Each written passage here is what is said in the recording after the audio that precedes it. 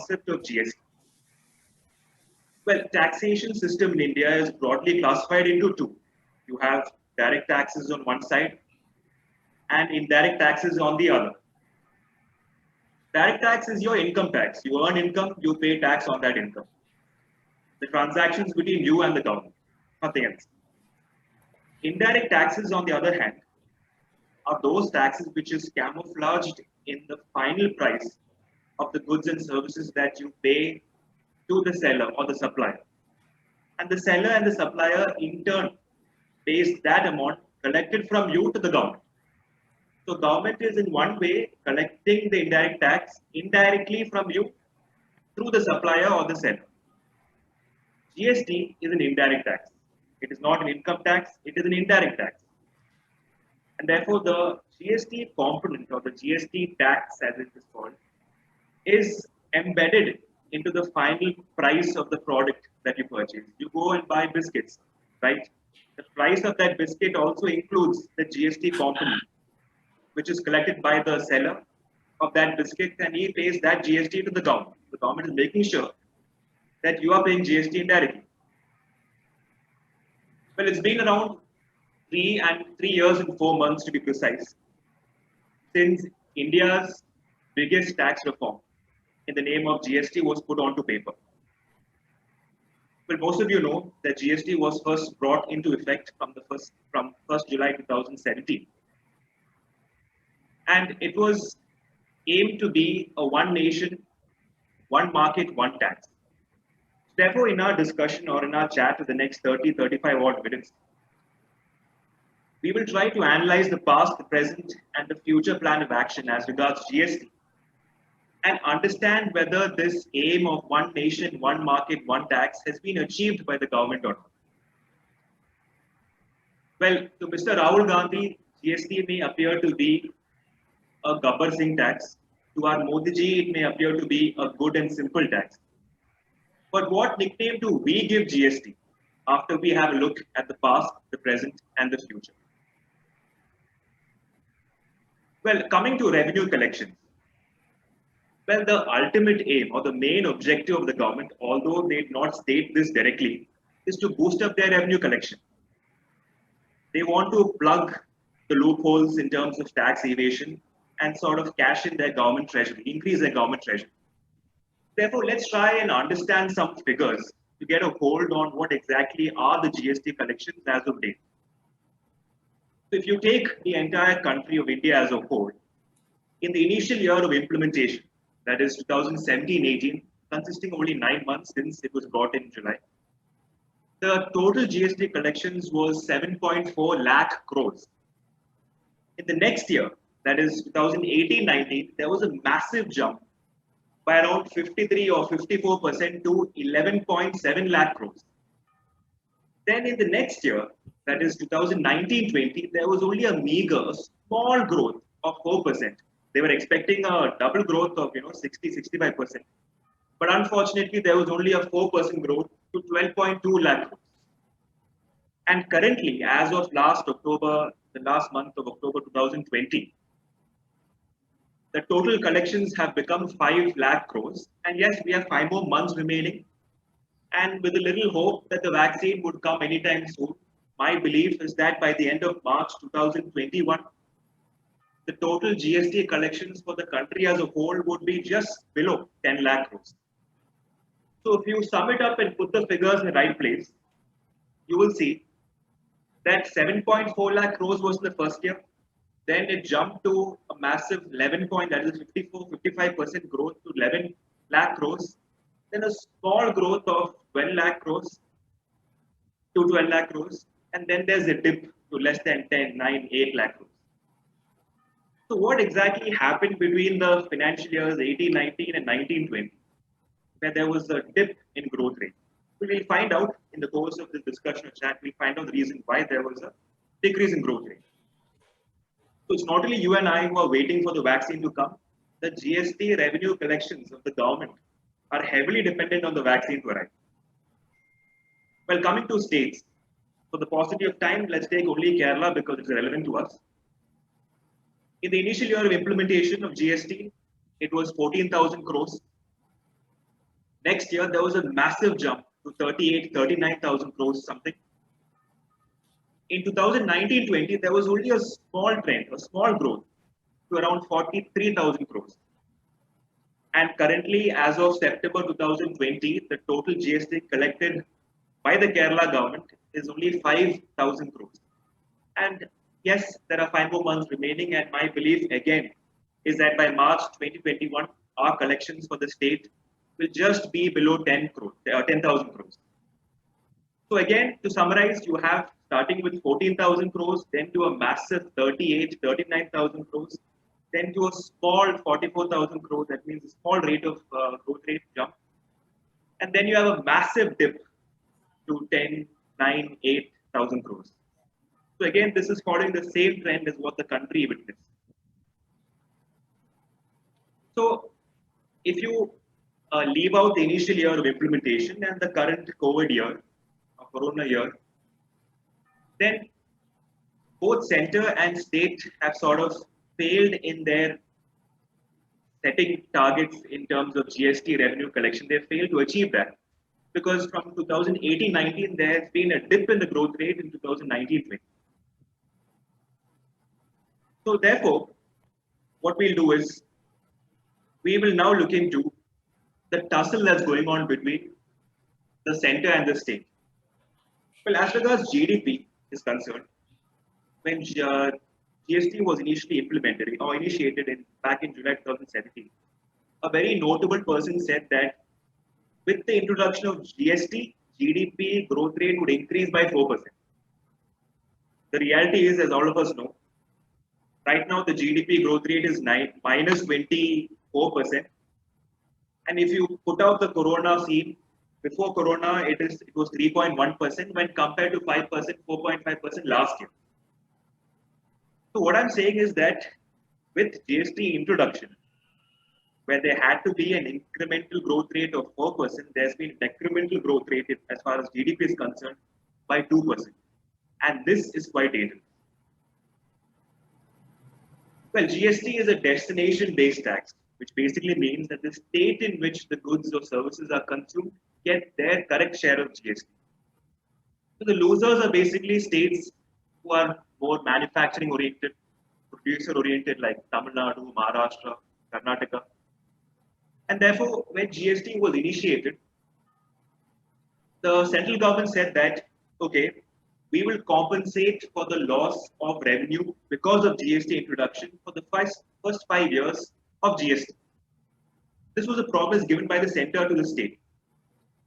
But the fact is that as of March 2020, 97,000 crores is the total payable amount by the center to the state as compensation that the states should receive for compensating their loss in revenue because of GST.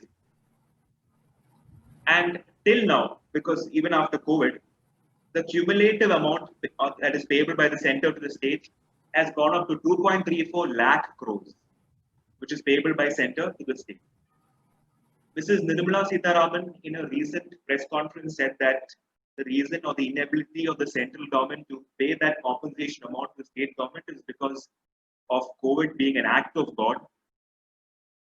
Arvind Kejriwal took a dig at this comment and said that if this is stated to be an act of God, then the taxpayers need not file the returns and pay GST because of the act of God. So the reality is that states are not getting their compensation as promised initially 3 years back. And now they have to depend on the borrowing from RBI. So there's no other way to do it. Well, let's think positive and let's try to cover some best benefits of GST.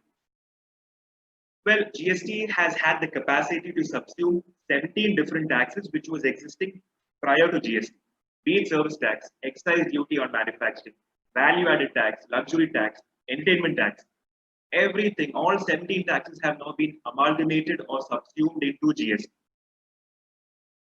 So it's just one type of tax called goods and services tax. So this is quite good because a prospective investor company looking to establish its subsidiary company in India will from the outside feel that, okay, there's only one type of indirect tax in the country. So it looks like a favorable environment for me to set up a company.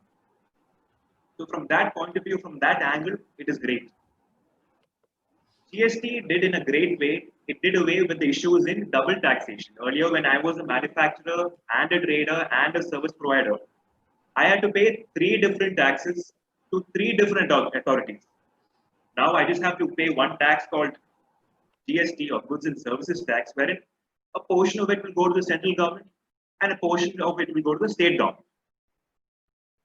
And therefore, it did in a great way the issues with double taxation. It sort of resolved those issues. Right. Now, the reality is that, yes, the government has fulfilled its objective of making GST a one nation, one tax, because now just have one tax called GST. But the fact is that from outside, it may look simple, great, and rosy. But once you step into it, once you do a deep dive and get into the compliance requirements of GST, it is anything but simple. Why so? Because the compliance situation GST is excruciatingly cumbersome. You have a business, and say you have a small business where you are earning an annual turnover of say 25 lakhs. You have to go and file in total in a financial year 17 returns. Just imagine one tax called GST and 17 returns on top of that. And year on year, you may make more revenue, more turnover, and more the revenue, more the compliance requirements under GST, because more returns you have to file. And it is not that these 17 returns are easy to file, it's just a 5-minute job. No. Taxpayers will have to first assess their taxable turnover, their exempt turnover. They'll have to disclose properly where the taxable turnover comes in the return, where their exempt turnover comes in the return. They have to sign the return, then file the return.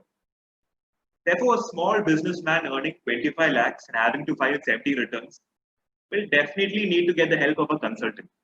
Because otherwise, his revenue figures from business will be in single digits and his total outflow in terms of GST to the GST department, that is the government, will be in double digits. Because you will be slapped with a multitude of notices and you'll be ending up paying more tax because of the incorrect GST filing. But the good fact about this new GST law is that everything is automated, everything is systematized, which basically means that you have a portal where you file your returns. Your returns will be assessed by an officer who you do not know where he is sitting. You haven't seen him before. And therefore, this is a major, even if whatever applications you're filing on the GST portal, you do not really know who the person on the other end is approving that application because it's being filed online. This is a major setback for those people who like under the table dealings because it's just not possible now. You would have heard in the news about ITC frauds being busted. ITC is basically input tax credit, wherein you purchase some item. If you have a GST number, you purchase some item, you can claim that tax that you paid as a credit, which can be utilized in the set off of tax that you will pay later to the government. Like a voucher that you have, which you can utilize against the final liability of GST that you have to pay to the government. So now the chances of tax evasion has come down to a mighty great extent because everything is automated, right? Everything is online now, which is done with the help of a common facility called the GST portal. But the fact is that we consultants are at a beating end. Those people who file the returns are at a beating end, and I'll tell you why. The GST network or the infrastructure which is laid out for the purpose of filing returns for the GST portal is fully managed and controlled by the IT major called Infosys. And there have been numerous glitches, numerous issues and bugs present in this portal, because of which the return filing process has become a very time-consuming, tedious task. In fact, the GST Council has directed the non-executive chairman of Infosys, Mr. Nandan Nilekani, to fix these bugs, fix these glitches before March 2021. Well, what are these bugs? I'll give you a simple example. for all companies, be it a private limited company or a public limited company, you have to sign the returns and file the returns. For signing the returns, it should be a digital sign by either the owner or the manager or the director or the partner. So you need to digitally sign the return and then file the return. Now, this digital signature certificate, which comes in the form of a USB token, needs to be inserted, then you can file the return. This only works in an old browser. It does not work in Google browser, in Google Chrome, which is the most sought after browser. It does not work in Microsoft Edge or any other modern day web browser that you see today. Rather, it works on Internet Explorer, something which you had back in those Windows 7 days. So this is a major glitch, a difficulty that consultants like us face today, because the DSC is not recognized with a modern day web browser till date. Therefore, I just hope that Infosys comes out with a solution to fix this issue before March 2021. Well, so the hue and cry in the market is not about the drafting of the GST law. It is more of the issues, the bugs and the glitches, the GST portal through which we file the returns. That is the main confusion, or the main hue and cry of the market. Now, coming to GST rates, this is quite interesting. Well, as I had mentioned before, it looks very simple from outside. Many of us would think that, okay, there's only one rate of tax in GST. But when you get in, you will find out there are various brackets of GST tax. Starting from 0%, you have a 0% bracket, you have a 5% bracket, you have a 12% bracket, an 18%, and 28% bracket. So it's just not one tax. Unlike other countries, the reason is because unlike other countries, we have a huge demarcation between rich and the poor, and therefore there's a need to levy different types of GST rates on different products and services. The most common rate is 18%, which is levied in almost all services and a majority of goods, that is 18%. And you have the highest bracket, which is 28%, which is levied on luxury items, air conditioners, premium cars, high-end motorcycles, cigarettes. So on top of the money that you pay for a premium car, 28% goes to GST. Is the GST component which you have to pay to the seller, and the seller pays to the government. So rate rationalization is the topmost priority in every GST council meeting that happens with the chief minister, the finance minister. In fact, after the council meeting, there's an immediate notification which comes up saying that these are the products and services, these are the rates which is either increased or reduced. In fact, this is an election strategy also, because before the votes are cast in for the central or the by-election, state elections, and immediate notifications or circulars are brought in, reducing the rates of tax, thereby making the products or services much cheaper as per the demand of the industry or the market. Well, tomorrow, if your neighbor is asking you, sir, give me one way on how you can increase the growth rate in India, or how you can take growth rate or GDP rate from negative 24 to positive 3, then your only answer should be consumption. Consumption and consumption alone. Well, if I had the opportunity to advise the finance minister, I would say that you choose some dynamic sectors, some growing sectors, and you increase the consumption in that sector, because as consumption grows up, you will witness the growth of the GDP rate going up. Take, for example, the automobile sector. You have all these cars coming on a daily basis, actually, from Mahindra and Tata's, when compared to BMWs and Audi. So it's an ever-growing market, the automobile sector, both in terms of cars as well as in terms of bikes. So when the business houses are doing pretty well in terms of the industry, that is automobile industry, why cannot the GST rates be reduced from 28% to 18 or 12%, so that you can increase the consumption? People find the goods, the cars to be more cheaper, less costly, and they'll consume it more. And once consumption is high, the growth rate can also be high. GDP growth rate may increase. And it's not that you have to maintain this reduced rate of GST forever.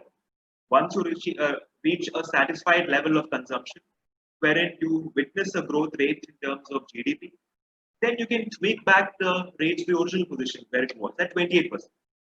This is a very common sense suggestion. If I had the opportunity, I will definitely advise the minister. Coming to GST amendments. Now, this is quite frightening, quite scary, because as consultants, we have to, on a daily basis, keep track of the various GST circulars, notifications, press releases, tweets by the various departments. And then we need to inform our clients and tell them, hey, look, there's a change in GST. Please adhere to the change. They look up to us to inform them about the changes. So if you combine all the GST amendments in terms of notifications, circulars, advance rulings, press releases, this and that, the entire book of amendments would be more thicker than the original BEAR Act. And this is quite frightening. All of us know about income tax. Income tax, even after 6 decades of its inception, is the most complex thing that people still fail to understand. It is the most complex thing in the world. My fear is that GST, even after just 3.5 years of implementation, is heading to where income tax is now. And this is quite frightening. Well, the fact is that as consultants, we are happy because we get more work, more complex the tax system is in India, more work we get, more questions and doubts we get. And that's why they say that if you want to be a tax consultant, it's best that you become a tax consultant in India, because you get a growth in terms of more work and more fees when compared to being a tax consultant in Dubai and Australia, where the system is quite streamlined. That is all regarding GST amendments. Now, I would like to touch upon two concepts. One, of course, is Kerala flood cess. Some of you may have heard about it. And the second thing is reverse charge mechanism. Kerala flood cess, as the name suggests, was the cess that was brought up by the Kerala government back in August 2019, which will go and which will continue till July 2021. It is basically a cess which is levied at 1% of the value of the goods and services before GST. Which means that tomorrow you go to Reliance Trends to buy clothes for your friend's wedding. Reliance Trends will issue you a bill on which there will be normal GST, of course. And they will also charge you something called as KFC, Kerala Flood Cess, which will be 1% of that value or the price of the clothes before GST. So Kerala Flood Cess is levied by a GST registered person when he sells goods and services to a GST non-registered persons like you and me within the state of Kerala. If you see any bills, you go to a restaurant, you get invoices, you get bills, you see that bill, there'll be KFC written on it. Of course, the fact is that we immediately trash the bills, that's a different thing. So if you closely look at it, you can see the segregation between CGST, Central Goods and Services Tax, SGST, State Goods and Services Tax, and of course KFC, Kerala Flood Cess. And there's a speculation that by the end of March 2021, there'll be a Corona cess also for respective states. So I tried my best to find out whether there's an official number of Kerala flood cess collected by the state government.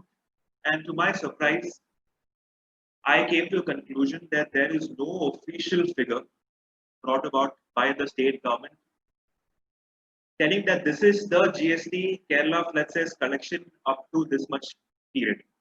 Up to last October, I did a searching and I couldn't find anything.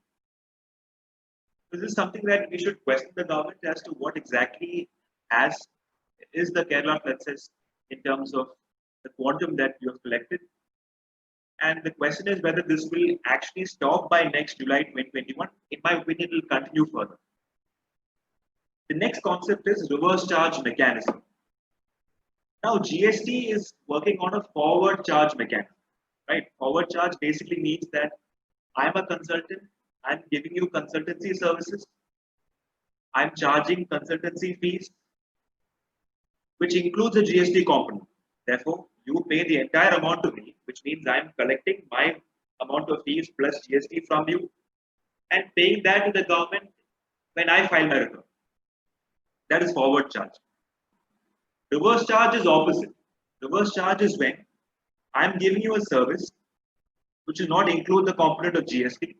You have to compute the GST amount and pay directly to the government out of your pocket, directly to the government. So therefore, government has sort of prescribed the services and goods which specifically come under reverse charge mechanism. And the most notable service is legal services. So tomorrow you are availing any kind of legal services from a lawyer. He will not charge the GST on his legal fees.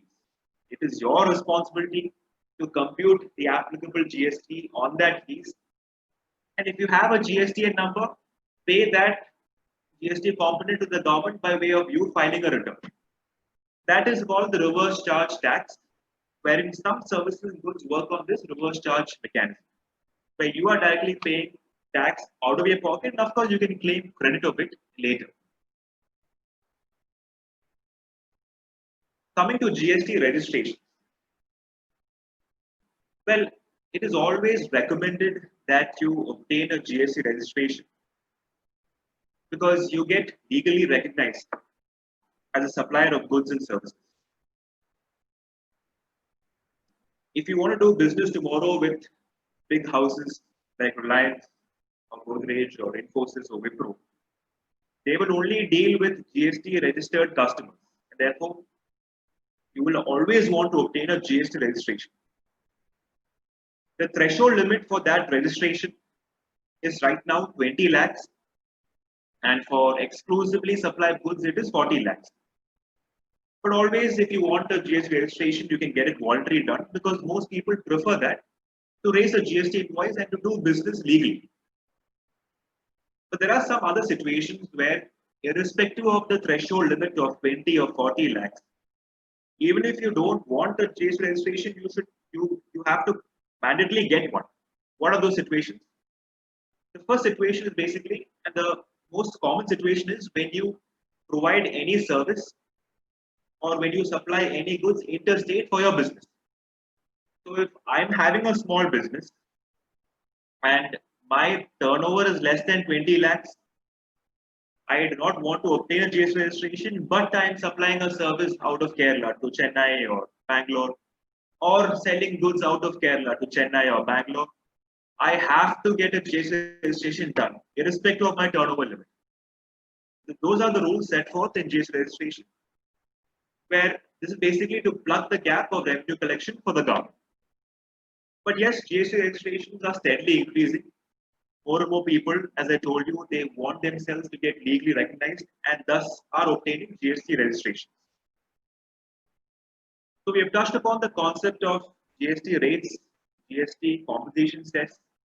In fact, in the news, you would come across the tussle that's happening between the states and the center. That's basically for the GST compensation test, where manufacturing states like Chennai and Maharashtra are like Tamil Nadu, Maharashtra, are claiming that they have not received their compensation till date. And it's basically the opposition parties who are making these complaints. But yes, the complaint is genuine because they had made a promise 3 years back when GST was brought in. And the reality is now that they have to borrow from RBI. The ultimate question is how good the future holds for GST. And that's the most important question. Well, after our discussion, you would have come to a conclusion that yes, the government, as far as their revenue collection, as far as their GDP growth, they have failed in achieving their target set forth 3 years back. But how does the future hold good for GST? What is the plan? What are the actions for the future? But the fact is that it's been only 3 years since inception of GST. You leave out the initial year of implementation. You leave out the current year of Corona.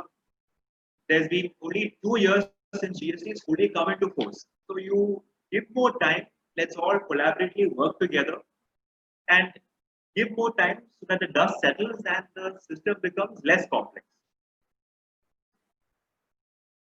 Also, there's a need to provide a great level of awareness to taxpayers.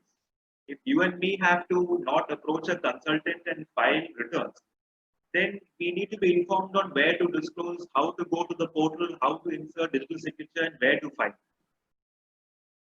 Talking about the small businesses who cannot really afford to keep an accounting department, and find it even difficult to outsource the same because the fee charge is quite high.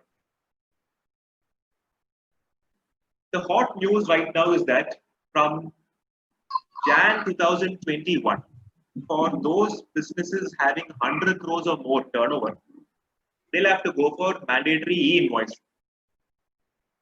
And the thing is that the e-invoicing requirement, it starts from 100 crores turnover businesses, but it will slowly come down and it'll be mandatory for all businesses as well. What the e-invoicing says is that from 1st Jan 2021, for those businesses having 100 crores or more, you will have to mandatorily raise an invoice in the GST portal, which means the government will have a real-time information about your daily, weekly, monthly sales. And of course, they already have your details of purchase. Without raising an invoice, you cannot collect tax. That's going to be the system which is going to be implemented for companies having turnover of more than 100 crores from Jan 2021, which I believe will trickle down and will be applicable to all businesses as well. The government is in a way telling us, forcing us to be 100% transparent. But the real question is, how transparent is the government? A question which still remains unanswered. A company like Reliance Industries, having multiple offices and branches in multiple states and multiple districts, have to file 1,500 or more than that number of returns in a year. So return filing system, no doubt, it has become cumbersome. It's very difficult. And my bet is on Infosys to correct the glitches, to make do good the issues, and finally come out with a system wherein the return filing mechanism under GST is more simpler. If you automate things, of course, you don't need to file so many returns. Just 1 or 2 returns in a year, that is only required. Anyways, the fact is that GST is here to stay. It will not go very soon, like how you witnessed wealth tax to be abolished. In fact, it will be there forever. It's just 3 years of implementation, therefore we should give more time to it for it to settle down. And to sum it up, what I would like to conclude is GST is definitely a great possibility. It is a well-conceived notion, moderately implemented, but having a very promising future. With that fancy statement, I would like to end this discussion or talk on 3 years of GST. Thank you very much for being such a patient audience. Thank you.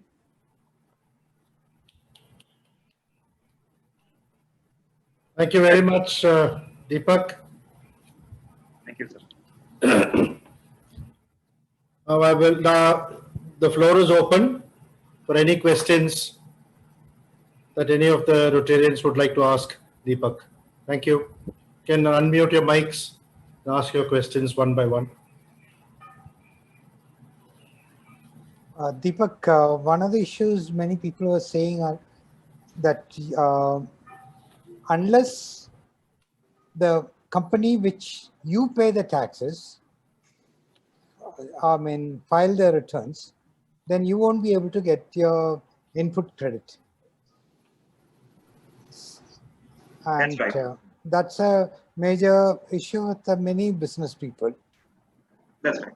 Then second thing with people like us, I'm a builder. So, this 12%, the 2/3 of the full amount and all those things. Now, one of the problem which I have thought about is, now with the RERA coming, if a 10 lakhs is paid by a customer to me, and also another 1.2 lakhs as GST component, even that amount, 11.2 lakhs will have to be split into 70% to the RERA account and only this much to the builder's account. So he has to pay from his pocket the GST also to the government, 70% of the GST. And wait till you get a chartered accountant, it's architect and engineer to certify. whether you can withdraw that. But since the money is going, you're collecting the money on the behalf of the government and paying to the government, why should it go split as 70% and 30%? I'm talking about only the GST part which you collect from the customer. Okay. So the first question is basically, yes, what you stated is correct. When I'm buying services or I'm buying goods, I can only claim the credit of the tax that I paid to the seller or the supplier only if he has filed a return. This is an absurd thing that's happening in GST. It's hard to believe. Because if he is not filing his return of income on time, I'm not able to get the GST credit. So right now, what I'm supposed to do, I'm supposed to follow up with him. One, I'm supposed to pay the amount to him. And number two, I'm supposed to follow up with him so that he files return, making him compliant in making him file the return so that I get the credit. Well, this is a rule that government has put to sort of close the gap of correct ITC or input tax credit availment. I'm sure that this is not going to stay for long. It will be in the near future abolished by the government. Second, so this is a major hassle that's going on with all taxpayers also. The second item, the GST that you're collecting from the customer is the full amount, right? And 70% goes to RARE, as you mentioned, right? Yeah. And 30% to the GST department. No. 30% goes to our current account. Okay. From where we had to pay this total amount, the GST to the government. So actually, if you look at it, if 10 lakhs is received, 11.2 lakhs is received, 30% goes to our account, and from that 30%, this 1.2 lakhs will go to the government, okay. And later on only we can get it from the RARE account back into our. I'll just step in here. Venu. Actually, if you look at it, GST, even though you don't receive it, in your case, you are saying that you are receiving the money. But the concept is that once I issue my invoice, even before I receive the payment, I have to remit my GST. This is the concept, just like sales tax, which we had earlier. Okay. You don't have to wait for the money to come in from your customer. So in your case, the specific thing which you have talked about is having that separate bank account, into which 70% will have to be put in and 30% for your overheads, which you can use. And therefore you say, look, I need to pay GST out of my pocket. The money is being blocked in that escrow account, which is there, right? That's what you're talking about. Right. But you are the luckier guy.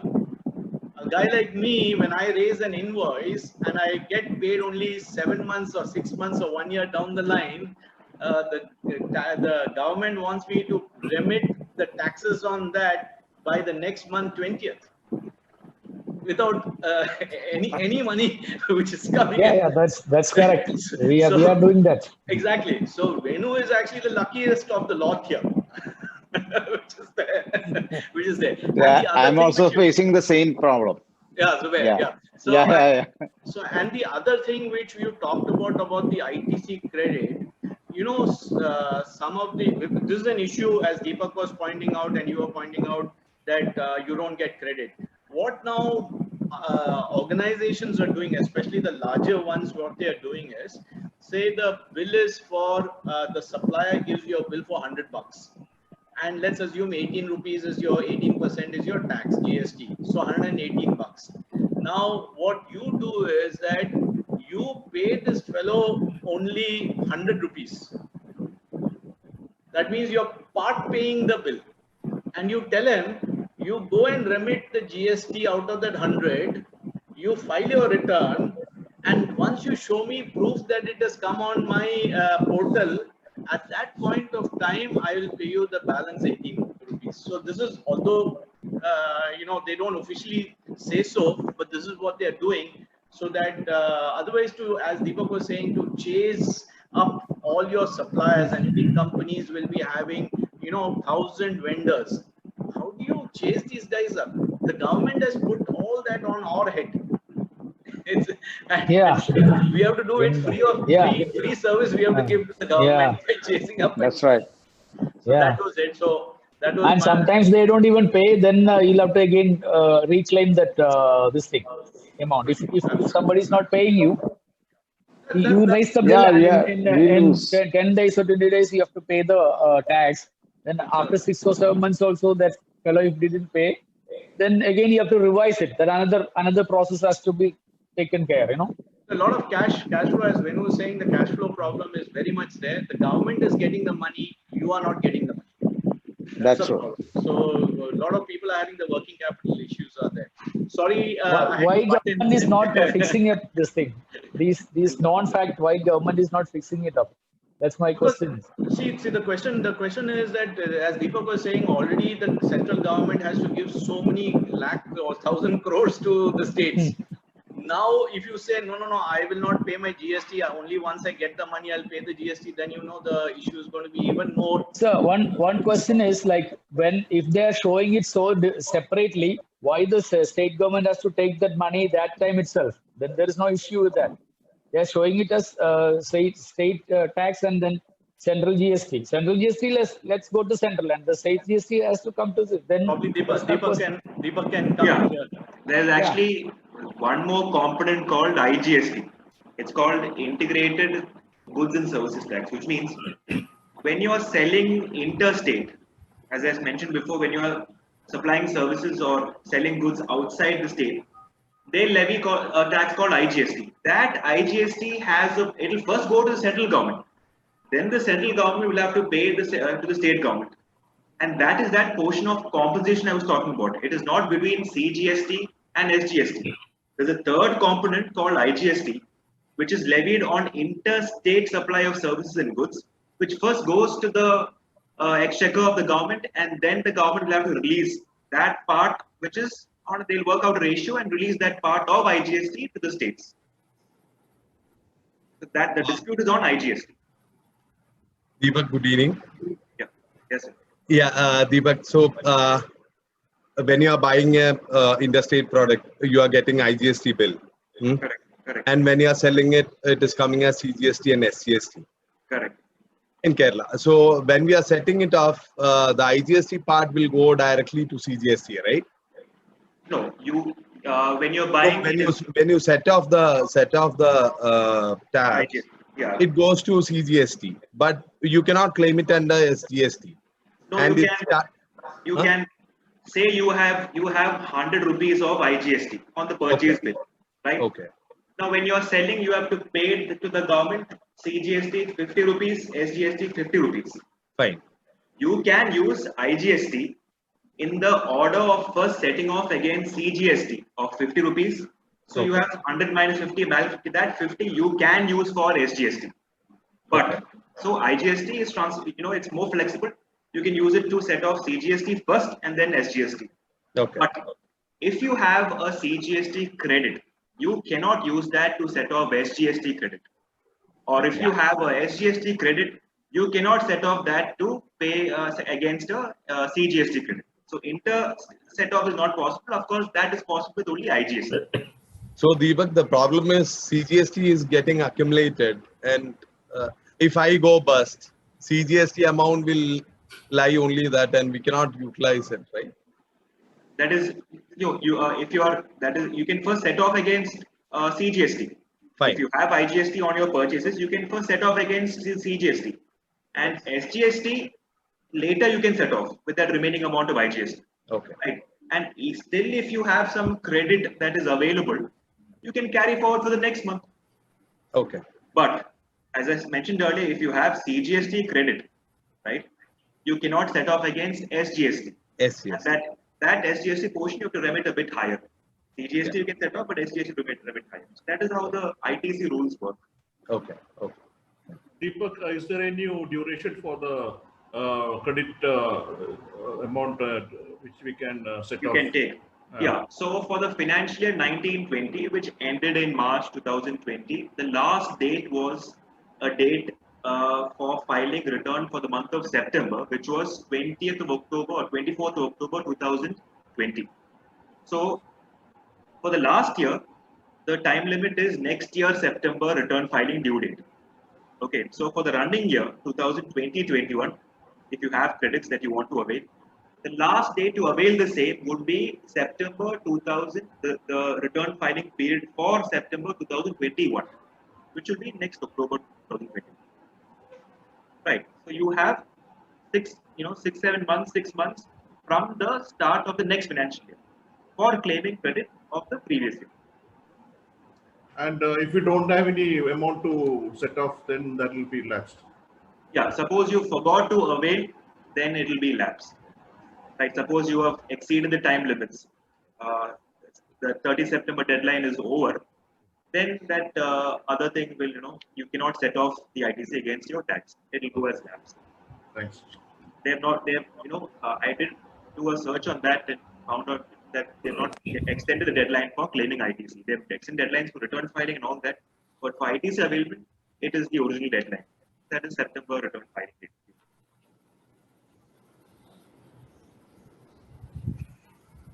Okay, anybody else with any questions?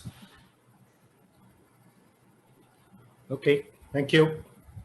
Thank you. Deepak, Thank you. your talk was on GST and other matters, was very detailed, informative, and an eye-opener for a lot of us. So now I would request Rotarian Avon Leo to present our token of appreciation to you as the speaker for the evening.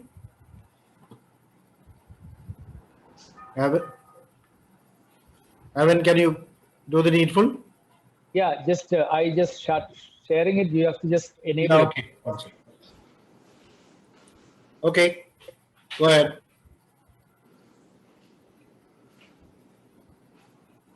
Can you see it? Yes, thank you very much, Avon. Thank you, sir. Deepak, we will be sending this across to you once it is printed and ready. Thank you very much.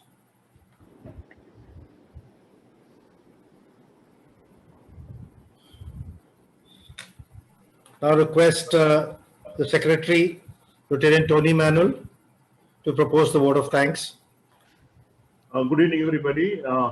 Thank you, Deepak, for spending your time this evening with us and explaining about GST past, present, and future. It was really informative, and we had a lot of things which we could know about GST. Thank you very much for being with us. Your dad, George, is a very close friend of many of our members in Cochin Harbour. So thank you, Deepak and George, for being with us this evening. Thank you, everybody. You're welcome. Deepak, before you sign off, I'd like to give a warning that your father has always been a regular visitor to our club and a speaker. So I think now you have been initiated into Rotary Club of Cochin Harbour. I think we can expect you also to be. Definitely, I'll have that in mind. Yeah, he will come back with another subject. Anil should, sort of motivate Deepak to become a Rotarian with Rotary Club of Cochin Harbour. Yes. His grandfather was my GGR when I was the president. Yeah, so we should continue the tradition, Deepak. Yes. The legacy. Yeah. Thank you. We already know a lot of our members, especially after this meeting.